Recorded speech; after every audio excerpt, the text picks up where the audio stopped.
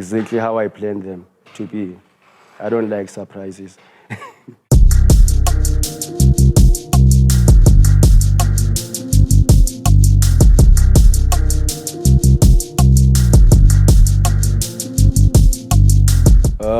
My name is Malwande Ngcingi. I'm from Eastern Cape, but I was raised in Ivory Park, in Gauteng.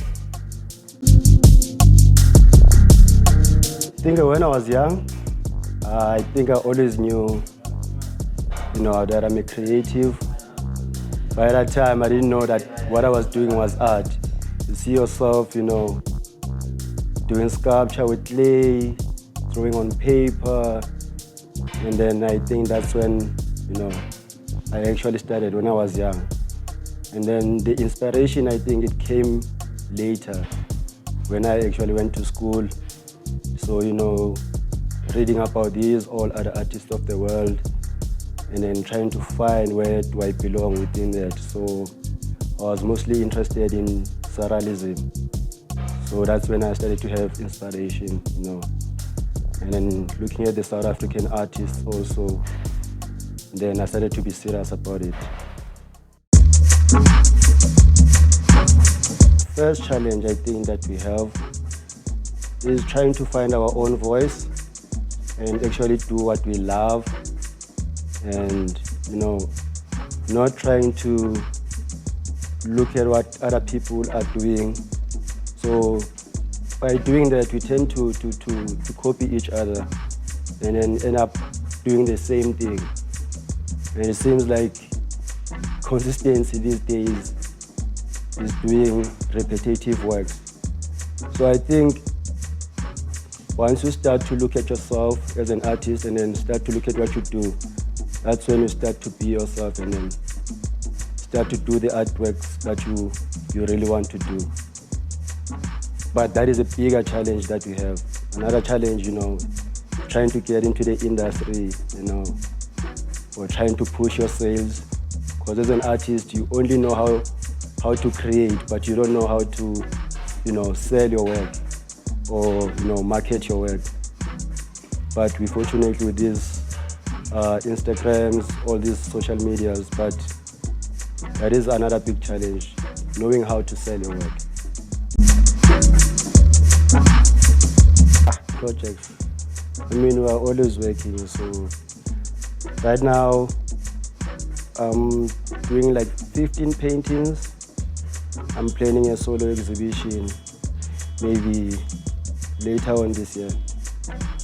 So most of my work it has these two characters, the man and the goat, because I'm curious about culture and future and where do I belong within, these spaces. So those artworks will be investigating like most of that. So right now I'm just, focus on like finishing those paintings and then after that plan the exhibition and then, yeah. I can't really say that there's a backstory specifically for this, but I do have these like two characters in my work, the man and the goat, because I'm looking at culture, the use of a goat in like most of like African cultures, and the importance of it, And like growing up in Eastern Cape, I used to take care of my father's goats, and I would look at the behavior of these goats. And at a later stage, I studied, books about astrology, and then I discovered that I'm also a goat, a Capricorn. So I was like fascinated by the traits of a Capricorn person and how these goats behave, because Capricorn people behave more like the goats themselves. But also, the importance of culture, of black people and the fascination about using the goat as a medium to connect with their ancestors. I am trying to, to look at that and try to investigate if in the near future we'll still be practicing, you know, the slaughtering of goats to talk with our ancestors. So it is just an ongoing thing, an ongoing investigation. But also, there's this world in my mind that I always want to, you know, capture into my artworks.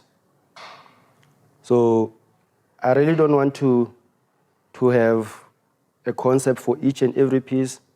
Sometimes I just want to go with it, but not lose these two characters, the man and the goat, so that the backstory won't be lost. And that maybe in the near future, if it happens that we lose our identity as Africans, our children's children will learn about, you know, our traditional values and what we used to do, you know, to connect with the Most High and to connect with our ancestors. So, yeah. On social media, on Instagram, I'm ARTWANDE, and then on Facebook, also ARTWANDE. But yeah, I'm a Joburg-based artist, so they know about ARTWANDE. Those who are here, they will take you to my studio. I can't say where do I practice my art at the moment. Sure.